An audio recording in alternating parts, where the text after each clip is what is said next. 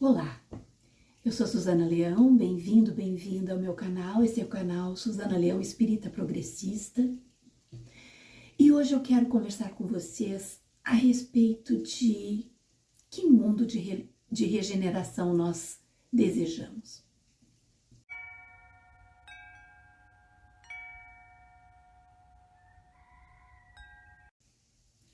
Queridos e queridas,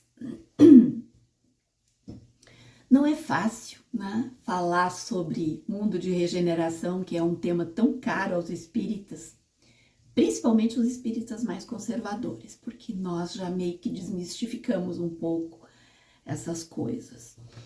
No meio de tanta coisa que nós estamos vivendo, não é? A obra de Kardec fala muito na questão do mundo de regeneração, né? Que nós vivemos, e isso nós concordamos, nós vivemos realmente num mundo de expiação e provas. E cada vez mais fica claro isso, né? Que nós realmente vivemos no mundo de expiação e provas.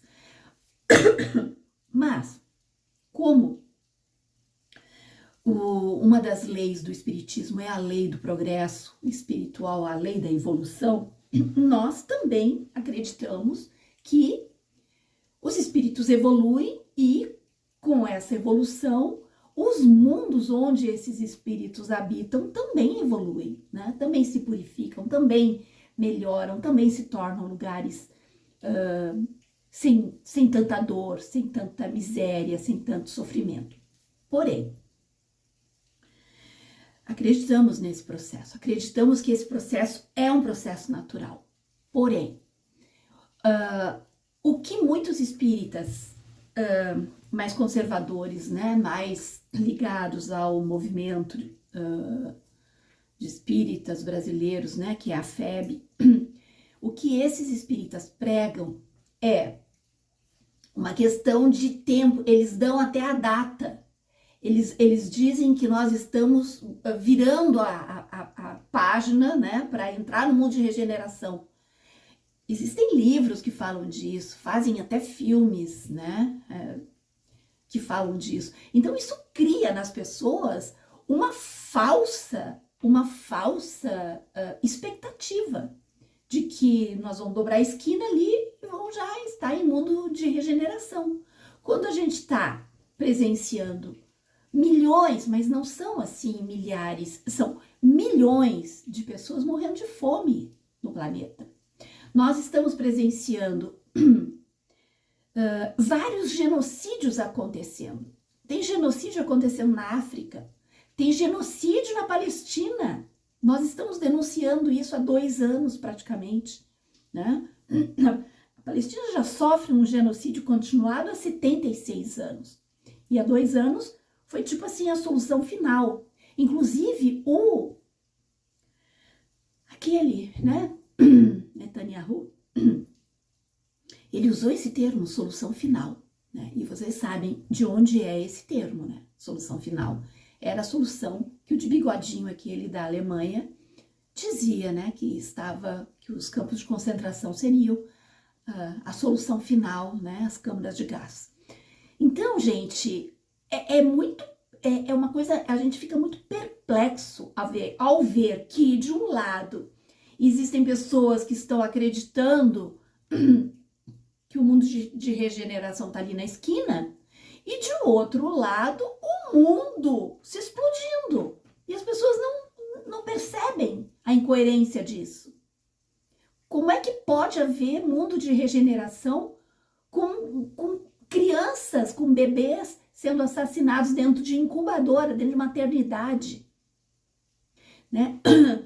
Falando do genocídio palestino, todos os crimes de guerra que estão elencados nas várias convenções internacionais, todos os crimes de guerra foram cometidos, todos. Mataram jornalistas, é crime de guerra, atacar a imprensa. Mataram médicos, explodiram hospitais, nem o de bigodinho da Alemanha fazia isso. Nem ele fazia isso, né? Israel extrapolou todos os limites concebíveis, todos. Então, quando vê esse movimento todo, e agora que Israel bombardeou o Irã, que não são crianças famintas, é um estado com exército, com mísseis, né? Eu sigo muito o Pepe Escobar, que é um jornalista que mora lá, ele mora na Tailândia, mas ele frequenta todos esses cenários. Ele tá, às vezes, no Irã, ele tá, às vezes, na Rússia, ele tá na China, então ele conhece todo. Ele até não gosta que a gente chame de Oriente Médio, né? Ele usa o termo de Oeste da Ásia, que é o termo que eles estão utilizando agora, né? Que o Oriente Médio é uma coisa que foi definida pelo Império Decadente, né? E os seus amigos. Então, ele já falou várias vezes, o Pepe Escobar, em vários vídeos eu assisti. Ele disse assim, gente, o Irã é um estado teocrático. Eles seguem o Islã, eles seguem todas as premissas do Islã. Ter uma bomba atômica é contra todas as premissas do Islã. Então, o Irã, como é um estado teocrático, ele não tem a bomba atômica. Ele usa toda a tecnologia, sim. Agora, assassinaram todos os cientistas, né, do Irã. Ele usa essa tecnologia para não ficar defasado em termos de tecnologia, né, de saúde, de energia. Então, é muito importante. E outra coisa, gente, não vamos ser ingênuos, não vamos ser ingênuos. O Irã é o segundo maior produtor de petróleo do planeta. Gente,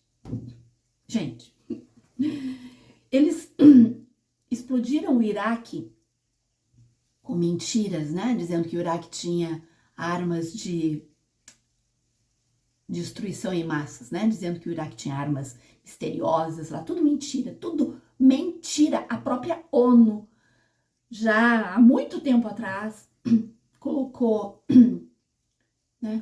notas e tal, dizendo que isso não era verdade. E mesmo assim, eles foram lá, os Estados Unidos foi lá, bombardeou o Iraque, matou mais de 2 milhões de pessoas. É como se pegasse a Palestina, a faixa de Gaza inteira e socasse na vala da morte. É o que o Israel está fazendo agora. E aí destruíram o país. Um país que estava se erguendo, se levantando. Eles que colocaram o Saddam lá. O Saddam era aliado deles, até que o Saddam deixou de ser aliado. Até que o Saddam pensou, não, eu não vou entregar o nosso petróleo desse jeito, como eles querem.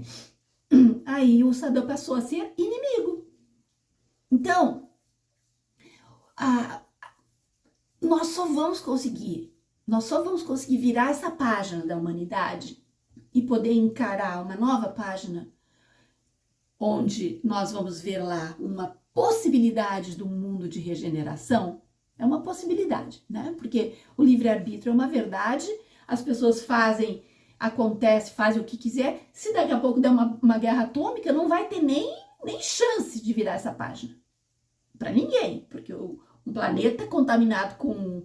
E eles já explodiram usinas, um monte de coisa. Eles não estão nem aí se vão contaminar aquelas pessoas por 50, 60, 100 anos. Não estão nem aí, né? Porque são perversos. São perversos. Isso tudo só prova pra gente, é importante que a gente nunca se esqueça disso, o quão perverso é esse sistema. Esse sistema gerido por um império horroroso. Olha o que os Estados Unidos estão fazendo com seus próprios cidadãos. Olha o que estão fazendo com as pessoas, com o turista, com o estudante. Tem uma brasileira que estava meio desaparecida. Uma brasileira, uma universitária que estava fazendo um intercâmbio universitário, estava desaparecida. Então, vocês imaginem o que é isso. É essa sanha destrutiva e mortífera que domina o planeta. Então, eles mentem, eles depreciam as culturas que são diferentes, né? Eles fazem horrores, eles mentem, eles distorcem a realidade. A gente vê os nossos aqui, os nossos extremistas da extrema-direita, apoiadores do inominável e apoiadores do império decadente. Então a gente vê direitinho a forma como essas pessoas agem, né? Eles agem de uma maneira como se não tivesse amanhã, não existisse o amanhã. O que importa é o hoje deles, o bem-estar deles. Essas pessoas não estão nem um pouco preocupadas com o país, com a população, com nada. Essas pessoas são egocêntricas, egoístas, narcisistas, são extremamente perigosas, né? Essas. Da nossa extrema-direita e da extrema-direita mundial. Então, um império decadente que maltrata as pessoas, que maltrata todo mundo, que trata os seus cidadãos como lixo, as coisas que a gente tem visto, gente, são apavorantes, Aí, eu pergunto, até quando nós vamos continuar, né? Tipo, gado indo pro matadouro e aceitando isso? Se nós como espíritas, e eu vou abrir aqui um parênteses, porque muitas pessoas entram aqui, pessoas apoiadoras do inominável, certamente, né? Entram aqui e dizem, o que isso tem a ver com o espiritismo? Olha, gente, o espiritismo, ele não é assim uma névoa que fica pairando no ar, longe das nossas vidas. O espiritismo é a nossa vida, porque nós somos espíritos. Os espíritos desencarnados estão entre nós. Nós somos espíritos. Se nós sonhamos, e muitos desses que falam isso, por que eu falo determinadas coisas que não tem nada a ver com o espiritismo, são os que pregam o tal do mundo de regeneração logo ali na esquina. Como? Que tipo de mundo de regeneração é esse? Matando populações inteiras? Esse é o mundo de regeneração que essas pessoas querem e que buscam? É assim que eles acham? Fazendo limpeza étnica? Destruindo países? Porque não concordam com aquele regime? Com que direito que as pessoas acham que um país tem de entrar e bombardear o outro? Porque não gosta daquele regime? Escuta, gente. O que é isso? O xerife do mundo tem direito de sair já largando bomba? Porque não se iludam, Israel é um posto avançado, é um porta-aviões dos Estados Unidos lá no oeste da Ásia, eu sempre me confundo. Mas o Israel é só uma filial lá, um postinho carniceira, é uma filial carniceira, mas é só uma filialzinha. Gente, nos Estados Unidos, os Estados Unidos está assim em ebulição completa, né? Eu sinto por aquelas pessoas, eu sinto pela ignorância daquelas pessoas, eu sinto, sabe, a tristeza que é daquelas pessoas terem sido manipuladas e domadas daquela maneira, né, para se tornar assim eles são tão assim alienados da vida e do mundo, né, não sabem onde estão os países, não sabem o que está acontecendo, não sabem, eles acham que todo o planeta é para o bem-estar deles, eles não têm uma noção do que é soberania, não tem, gente, e sequer aprendem, eu acho, isso na escola básica, aquela coisa de geografia básica, eles não aprendem isso, né? 40, olha só, gente, uns pequenos dados assim que eu vou pegando no noticiário. Tem famílias nos Estados Unidos que estão vendendo sangue, porque lá é o país, o rei do capitalismo mundial, não é? Então, tudo lá é comércio. Tudo lá é comércio. Eles estão vendendo sangue para sobreviver. Gente, olha, vender sangue é um troço, é tão deprimente isso, porque nós sabemos como é o nosso organismo, nós não podemos fazer disso um comércio, não podemos. Daqui a pouco tem gente doente doando sangue, daqui a pouco tem gente doando muito mais sangue do que pode, ou conseguindo criar, entende? Fatos assim, burlar. Ah, eu vou doar aqui, depois vou doar lá, porque não tem regulação isso, ninguém fiscaliza isso. Eu assisti um vídeo do Átila, ele dizendo sobre a gripe aviária, que os Estados Unidos é um poço, sabe, de nojo, assim. Eles não fiscalizam nada, o governo não fiscaliza nada.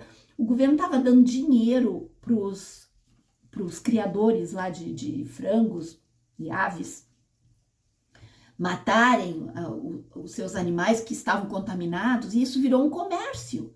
Então eles matavam, ganhavam dinheiro.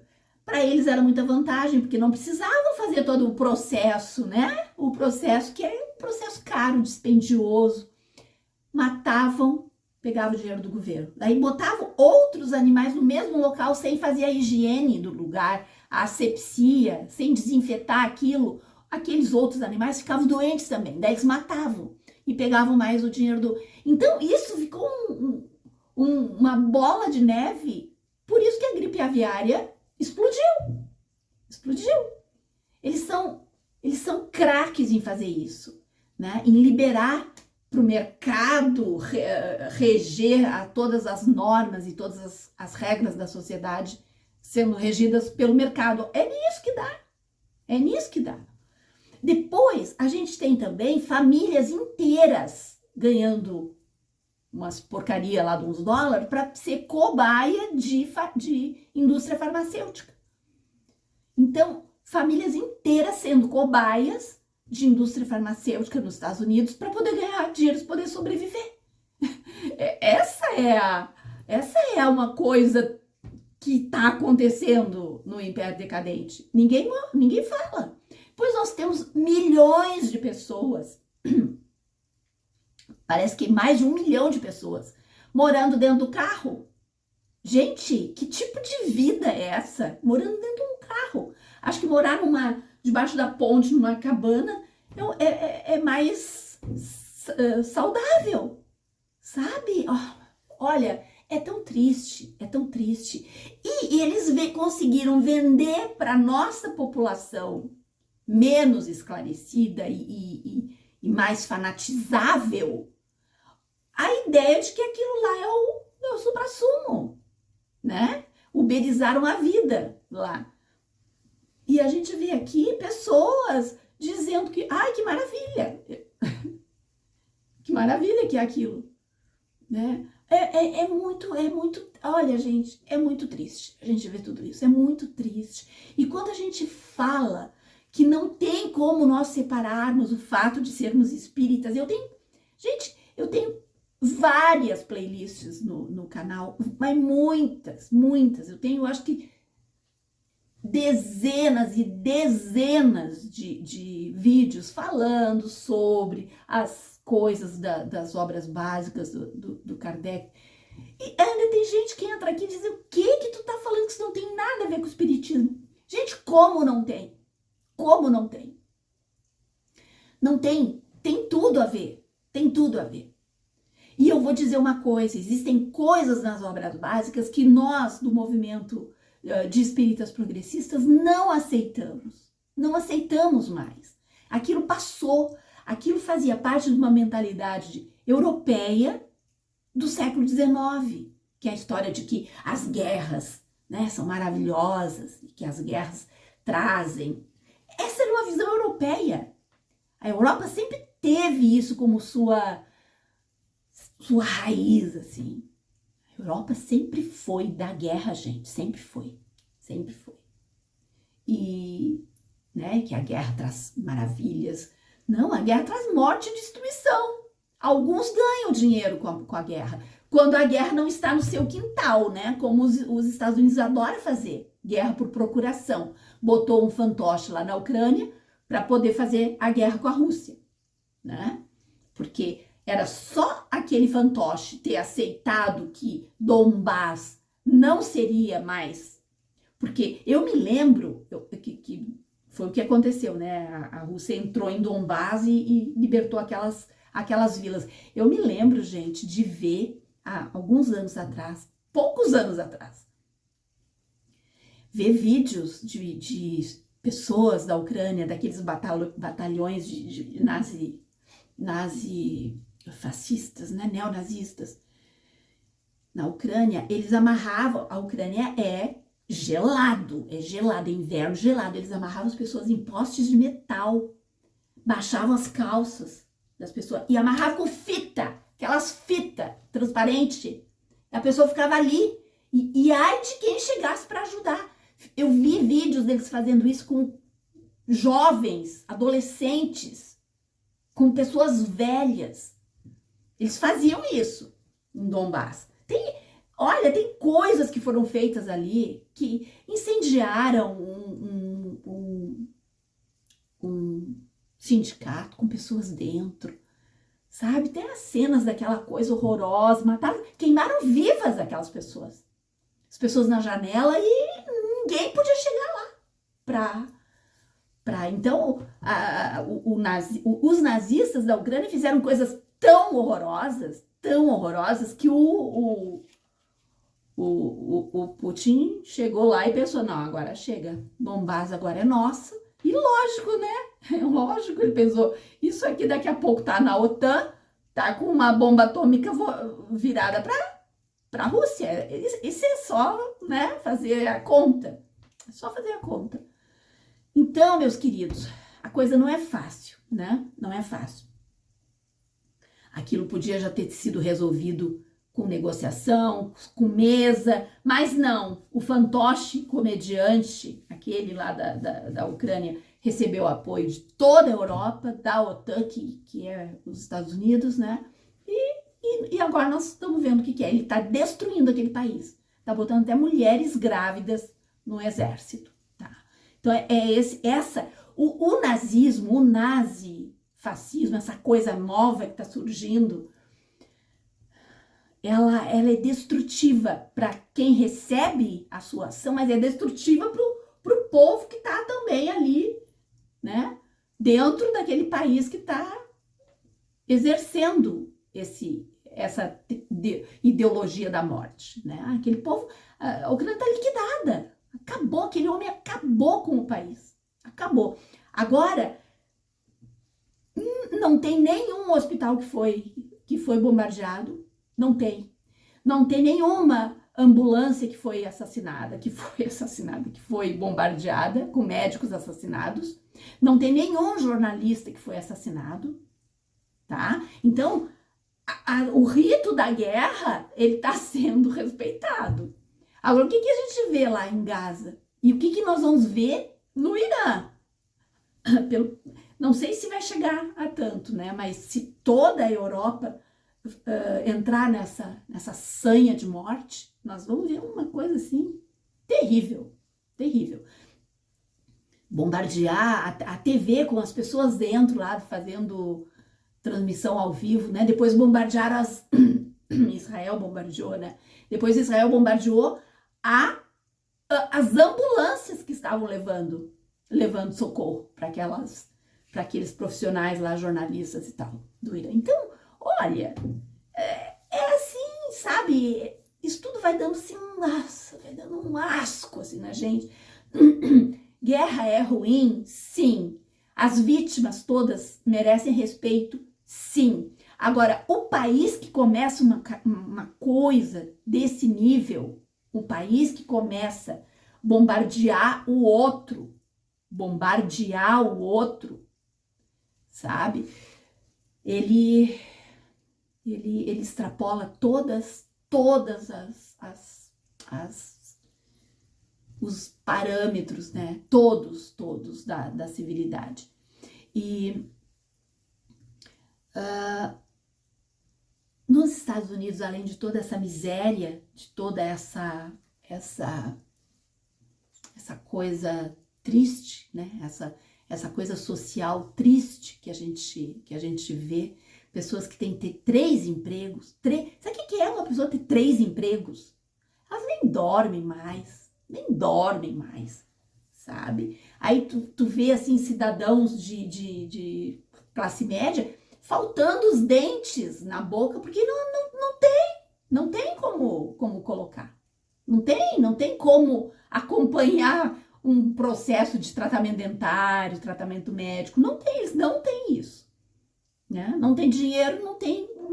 Eles botam os corpos dos doentes na calçada. Na calçada.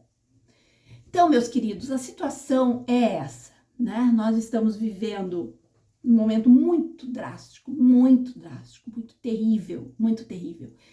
E o nosso país, ele está balançando muito nisso tudo. Ele tem uma força extremamente destrutiva, puxando para um lado, querendo livrar os criminosos, né, os golpistas. Os golpistas iriam transformar o Brasil num palco de sangue, um palco de sangue.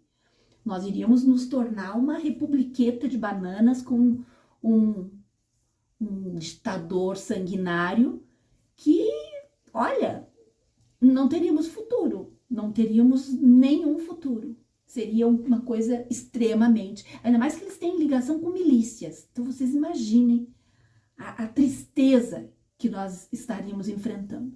Então, o que nos resta? Nos resta ter clareza nas coisas, né? Nos resta ter clareza. Nós precisamos, em termos de Brasil, lutar para que a gente consiga eleger, né? Se for o Lula, então que seja o Lula.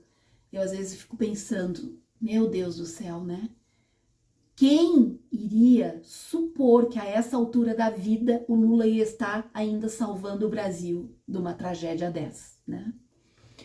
Enfim, não só eleger o Lula, como eleger deputados e senadores, né? Dignos, decentes, que não apoiem a extrema-direita mundial, que não apoiem essa política genocida, essa política da morte, essa política, né, horrível da violência, essas pessoas que falam aos berros.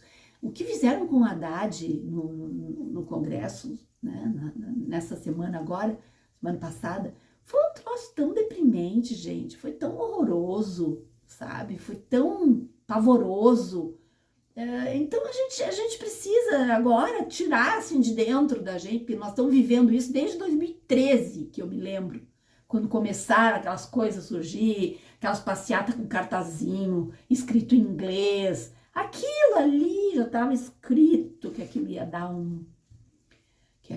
muita coisa horrível, né? Daí veio o golpe, veio transformar o Brasil num grande leilão, venderam nossas riquezas, o que deu para vender eles venderam, o que deu para destruir de lei trabalhista destruíram. Enfim, fizeram, né? Em pouco tempo eles fizeram. Depois ainda elegeram aquela criatura desprezível, né? Com toda aquela carga que veio junto com ele. Então, queridos, o que precisamos fazer é entender esse cenário, saber que é difícil, não ficar alimentando histórias da carochinha de que tem espírita dizendo até com data, né? Ai, no ano tal. Ai, meu Deus, isso me dá assim, um desgosto, sabe? No ano tal nós vamos conseguir entrar no mundo de regeneração. Gente, pelo amor de Deus, olha, é cansativo, isso me entristece, na verdade, sabe? Isso joga fora tudo que a gente leva anos para estudar, tudo que a gente está vendo, basta abrir os olhos e olhar, né? Então a gente precisa continuar lutando contra o genocídio da Palestina, entender que nessa guerra, nessa coisa horrível que está acontecendo, quem bombardeou o Irã foi Israel, sem que o Irã representasse absolutamente nada. O Irã simplesmente não admitia o genocida ali fazendo o que bem quer. Simplesmente. Ele dizia, os governantes do Irã diziam, não admitimos isso, não admitimos. Então eles têm essa coragem. E eles têm também a questão religiosa, gente. Eles têm essa questão religiosa. Se tiver que se martirizar, eles vão se martirizar. Então nós vamos, olha, eles não vão recuar. Não vão recuar. Então, o que a gente está assistindo o martírio de quase 2 milhões de pessoas, né, que é as pessoas da Palestina, e agora nós vamos assistir mais essa outra chacina que vai se unir. E essa semana saiu uma notícia na Deutsche Welle que o chanceler alemão disse, agora no G7, ele disse que Israel estava fazendo o trabalho sujo para a Europa, que a Europa não queria fazer, que é bombardear o Irã. Gente, é muito triste, sabe? E é muito importante que a gente comece a entender o que está acontecendo e não ficar delirando, sabe? Ai, logo, logo vamos estar em mundo de regeneração. Eu me lembro que em 2012 tinha espírita falando que nós enfrentaríamos o final do mundo logo ali adiante. E daí eles iam adiando o final do mundo, iam adiando, sabe? Olha, é muito deprimente isso. É deprimente. É deprimente e vergonhoso também, né? Então, se a gente ama esse planeta, se a gente ama a possibilidade de estar encarnado, e se nós queremos que esse planeta continue, nós precisamos entender o que está acontecendo e não aplaudir carniceiro. Carniceiros, né? Psicopatas, que eles sim possuem a bomba atômica. Israel possui a bomba atômica, né? Os Estados Unidos também. Quem foi que colocou, que jogou 2 bombas atômicas? Quem foi? Foi os Estados Unidos. 2, Hiroshima e Nagasaki, né? Quem foi que jogou arma química em cima de crianças no Vietnã? Quem foi? Estados Unidos. Pessoas têm efeitos ainda genéticos dessas armas químicas até hoje no Vietnã. Então, gente, matar criança de fome, bombardear tudo que não pode de acordo com as regras, porque até para guerra tem regras, gente. Até para guerra, até para fazer guerra tem regras. Regras de acordos que são acordos mundiais, acordos internacionais, né? Então, quando a gente vê Estados Unidos e Israel ditando as regras para o mundo, 2 estados perversos, governados por pessoas pervertidas, e gente aplaudindo, e gente, oh, que maravilha, ai, mãozinha de oração. Ai, quando eu vejo os comentários, assim, ai, gente, olha, dá uma tristeza. E de pensar que muitos ali podem ser espíritas, né? Os comentários nas notícias sobre guerras. Queridos e queridas, era isso. Infelizmente é isso. Nós estamos vivendo um momento de muita dor. Nós estamos vivendo um momento de muita dor. Eu não imaginei que aos 61 anos de idade eu ia estar precisando fazer vídeo para falar sobre tudo isso. Eu pensei que nós estaríamos, sabe, num momento muito mais leve, muito mais sem ilusão de mundo de regeneração, porque enquanto a gente não conseguir fazer as pessoas entenderem que justiça social é um direito humano e humanitário, enquanto a gente não conseguir fazer essas pessoas entenderem, nós vamos ter que continuar falando, né? Mas no grau que chegou a perversidade, no grau que chegou a crueldade, eu não imaginei que seria tanto, não imaginei que seria assim tão violento, tão forte, né? Mas enfim, é isso que nós temos, é isso que nós temos e estamos aqui. Então nos resta o quê? Nos resta nos unir, né? Continuarmos caminhando fortes, continuarmos caminhando com decisão, né? Continuarmos argumentando e tentar, de alguma forma, sair da bolha do comodismo e né? Com as pequenas ações que a gente pode fazer. Isso que eu estou fazendo aqui é uma pequena, uma mísera ação. Quando vocês comentam, quando vocês curtem, quando vocês compartilham, é uma ação tão igual a que eu tô fazendo, é igual ou maior, porque assim vocês nos ajudam, né? Me ajudam a que a gente consiga chegar a mais pessoas. Então é um trabalho coletivo isso que a gente faz. Pode não ser muita coisa? Pode, eu não tenho nenhuma pretensão de estar fazendo grandes coisas, mas é o que a gente pode fazer, né? É o que a gente pode fazer. E quando a gente sabe que no meio de tanta tragédia a gente pode fazer alguma coisa, isso me alivia, pelo menos. Isso me dá uma sensação de menos impotência.